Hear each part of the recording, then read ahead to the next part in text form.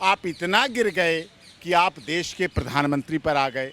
इसका मतलब पहले मोदी जी को, उसके बाद धर्म बदला जाएगा और धर्म बदल के उन्हें कब्र में डाला जाएगा।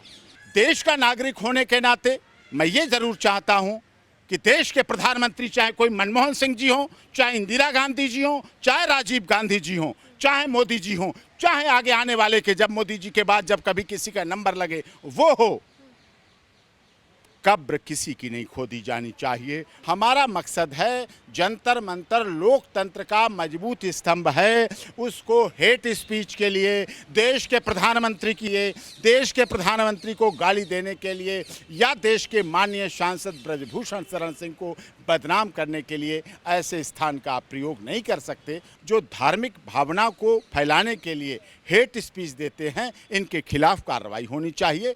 कैंडल मार्च तक निकाला गया। किसमें? ब्रजभूषण शरण सिंह की। क्यों? जब इन्वेस्टिगेशन एजेंसी कह रही है, नहीं चाह रही है गिरफ्तार करना, तो आप कौन होते हैं? उनके साथ बदसलूकी की गई, भाग के उन्हें गाड़ी पे बैठना पड़ा और वो किसी तरह से गाड़ी पे बैठी। नहीं पड़ता। बहुत दुख है, देश के प्रधानमंत्री को ये बोलना पड़ता है कि मैं गाली प्रूफ हो गया हूँ। ब्रजभूषण शरण सिंह बना पहलवान का मामला अब कोर्ट कचहरी तक पहुंच गया है। कोर्ट कचहरी का मामला पहले भी सुप्रीम कोर्ट में था, लेकिन अब जो इस मामले में नया मोड़ आया है वो सीधे सीधे तौर पर पहलवानों के धरने पर एक बड़ा प्रहार है। प्रहार इसलिए है क्योंकि यहाँ हमारे साथ डॉक्टर AP सिंह हैं, जो खुद एक सीनियर एडवोकेट हैं। इनके पास एक बड़ा प्रशिक्षण है, इनको पता है कि कहाँ किस तरीके से कहाँ पे कौन सी दलील पेश करनी है। ऐसे में सवाल और जवाब आपको हम बताते हैं। दरअसल पटियाला कोर्ट में आज याचिका पे सुनवाई हुई और सुनवाई ये और याचिका ये कि जो धरना प्रदर्शन कर रहे हैं वो ब्रजभूषण शरण सिंह और प्रधानमंत्री मोदी को बदनाम कर रहे हैं। अब अमर्यादित भाषा को लेकर भी यहाँ मामला दर्ज हुआ।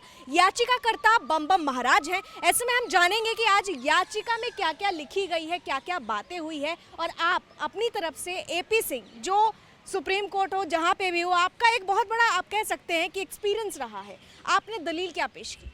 हमारी ये दलील थी कि जो जंतर मंतर पर पहलवान बैठे हुए हैं, पहली बात उनको माननीय सर्वोच्च न्यायालय, देश की सबसे बड़ी अदालत ने रिलीफ दे दी, FIR दर्ज कर दी। FIR दर्ज करने के बाद अगला काम होता है, पुलिस इन्वेस्टिगेशन कर रही है। दिल्ली पुलिस एशिया की सबसे तेज तर्रार पुलिस जांच कर रही है उस केस की। उस पर अब वहाँ राजनीति हो रही है। आप राजनीति करिए, कोई आपत्ति नहीं, राजनीति करिए, पार्टी का विरोध करिए, लेकिन राजनीति और पार्टी का विरोध करते करते, अपने चुनावी रणनीति संभालते संभालते, अपने वोट बैंक की राजनीति करते करते आप इतना गिर गए कि आप देश के प्रधानमंत्री पर आ गए। देश का प्रधानमंत्री किसी देश का हो, हम तो सबसे बड़े डेमोक्रेसी के देश के प्रधानमंत्री की बात कर रहे हैं। We are the biggest democracy of the world, largest democracy of the world, we are mother of democracy. ऐसे देश के प्रधानमंत्री के लिए ये बोलना, जो कि 150 करोड़ लोगों का प्रतिनिधि है, अब वो किसी पार्टी के नहीं हैं, उनके लिए ये बोलना कि मोदी तेरी कब्र खुदेगी।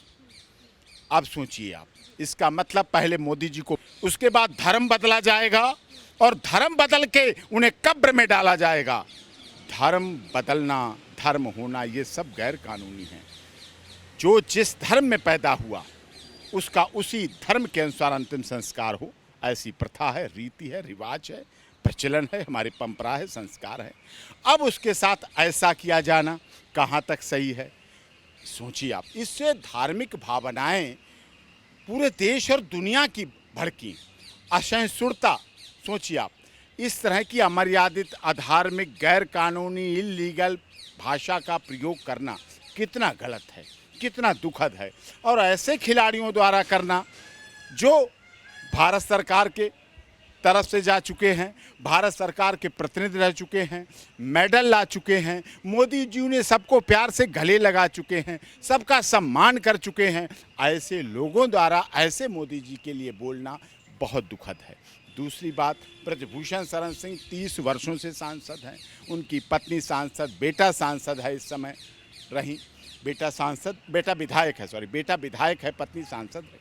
तो इन सब के बावजूद ऐसा उन पर आरोप लगाने, उनको बदनाम करना, उनके गालियां देना, उनकी साजिश रचना पूरी तरह से गलत है। याचिका में लिखी हुई, याचिका में लिखा हुआ है, याचिका में सब लिखी हुई हैं और याचिका में इसी आधार पर हमने मांग की है कि इस पर एक्शन लिया जाए, इस पर कार्रवाई हो। हमारी याचिका बम बम महाराज नौटियाल ने 5 मई को भी शिकायत दी, 12 मई को भी शिकायत दी, भारत सरकार के माननीय गृह मंत्रालय को भी दी।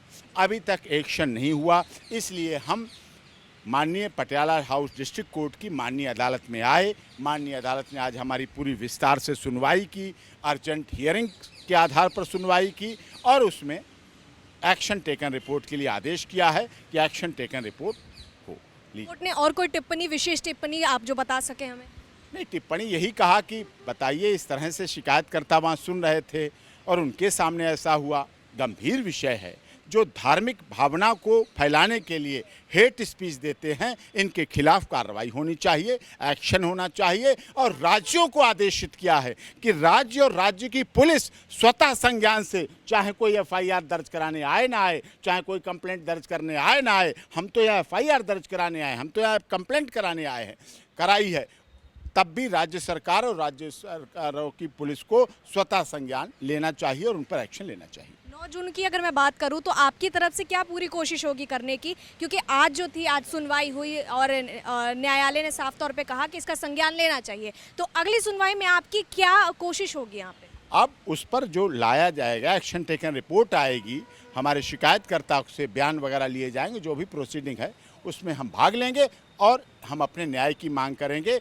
हमारा मकसद है, जंतर मंतर लोकतंत्र का मजबूत स्तंभ है, उसको हेट स्पीच के लिए, देश के प्रधानमंत्री को गाली देने के लिए या देश के माननीय सांसद ब्रजभूषण शरण सिंह को बदनाम करने के लिए ऐसे स्थान का आप प्रयोग नहीं कर सकते। जिस न्यायपालिका की बात कर रहे हैं और जिस कमेटी की भी बात कर रहे हैं, आप कह रहे हैं कि न्याय हो रहा है, सब कुछ हो रहा है, लेकिन ये जो है धरना प्रदर्शन कर रहे हैं साक्षी मलिक, विनेश फोगाट या वहाँ पे बजरंग पुनिया, इनका ये कहना है कि हमें गिरफ्तारी से मतलब है, हमें गिरफ्तारी चाहिए। कैंडल मार्च तक निकाला गया। गिरफ्तारी किसमें? ब्रजभूषण शरण सिंह की। क्यों? जब इन्वेस्टिगेशन एजेंसी कह रही है, नहीं चाह रही है गिरफ्तार करना, तो आप कौन होते? यू आर इन्वेस्टिगेशन ऑफिसर, आप आईओ हैं, आप एसएचओ हैं, एसीपी हैं, डीसीपी हैं, पीड़ित हैं, आपके बयान हो गए, आपके सबूत हो गए, आपकी इन्वेस्टिगेशन एफआईआर हो गई, जांच हो रही है, तो अब किस लिए? जांच समिति में भी तो सवाल उठा रहे हैं कि वो कर क्या रहे हैं? से मात्र गिरफ्तारी नहीं होती है। कमेटी में भी सवाल उठा रहे हैं कि जो हम उनके सामने बोल रहे हैं, जो जांच एजेंसी, जो कमेटी हमारे लिए जांच कर रही है, वो हमें उल्टा समझाने की कोशिश कर रही है कि जो सांसद पे आप आरोप लगा रहे हैं उत्पीड़न का, आपको गलतफहमी हुई है। वो कमेटी में भी सवाल उठा रहे हैं, इस पर क्या कहेंगे? वो पूरी तरह से भ्रमित हैं, राजनीति करने की चाहत आ रही है, खेल का दौर उनका खत्म हो गया है, नए खिलाड़ियों को आने नहीं दे रहे हैं।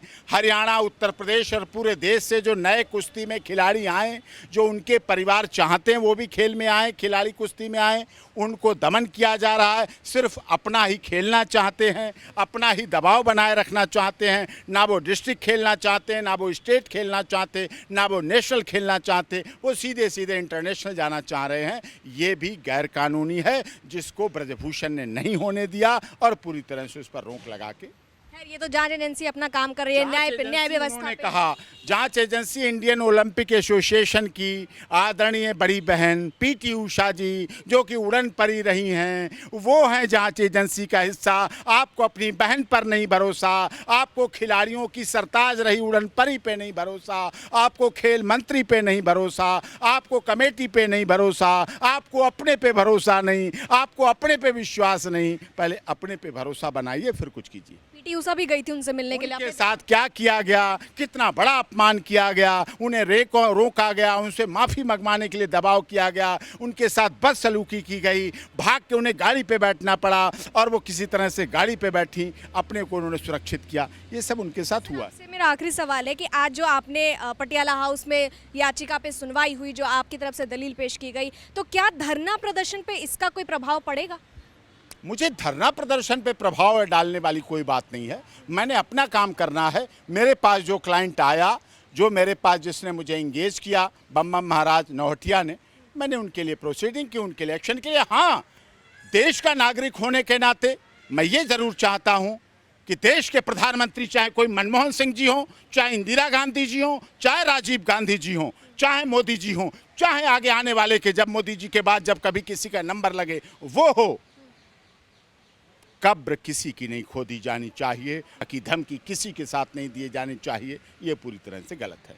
अगर विरोधियों की बात करें तो कहीं सवाल ये ना उठा दिया जाए कि ये मुद्दे से भटकाने के लिए एक नया मोड़ ला दिया गया है। इस पर क्या कहेंगे? ये कौन कहने वाला है? अगर विरोधी इस पर सवाल ये विरोधी तब क्यों नहीं बोले जब मोदी तेरी कब्र खुदेगी? विरोध करना चाहिए था, वहां बोलना चाहिए था, जो वहां नेता गए हैं कहना चाहिए था मोदी जी देश के प्रधानमंत्री हैं, ये गलत बोला गया। मैं इससे ताल्लुक नहीं रखता हूं। उसे धर्म बदलवाने की बात करें, धर्म बदलवा के अंतिम संस्कार दुश्मन का भी होता है ना, लोग सम्मान से खड़े हो जाते हैं। आप देखिए हमारी वो संस्कार हैं, वो परंपरा हैं, चाहे किसी का जनाजा जाए, चाहे किसी की शव यात्रा जाए, किसी की भी जाए, लोग अपने प्रतिष्ठान, दुकान, ऑफिस सबसे खड़े होकर ऐसे अभिवादन करते हैं कि वो जाने वाला जा रहा है, इसलिए उसका जाने दो। लेकिन यही प्रधानमंत्री कहते हैं कि मैं तो गालियां खाकर ही आगे बढ़ता हूं, गालियों से प्रभाव नहीं पड़ता है। बहुत दुख है देश के प्रधानमंत्री को ये बोलना पड़ता है कि मैं गाली प्रूफ हो गया हूँ। गाली प्रूफ होने का मतलब देश के 150 करोड़ लोग देख रहे हैं, उन्हें, उनके व्यवहार को देख रहे हैं। बहुत से लोग ऐसे भी तो हैं, चलिए एक वोटिंग होती है एक राज्य में, वोटिंग 60-70% होती है, 30% भी तो लोग होते हैं जो वोट नहीं डालते।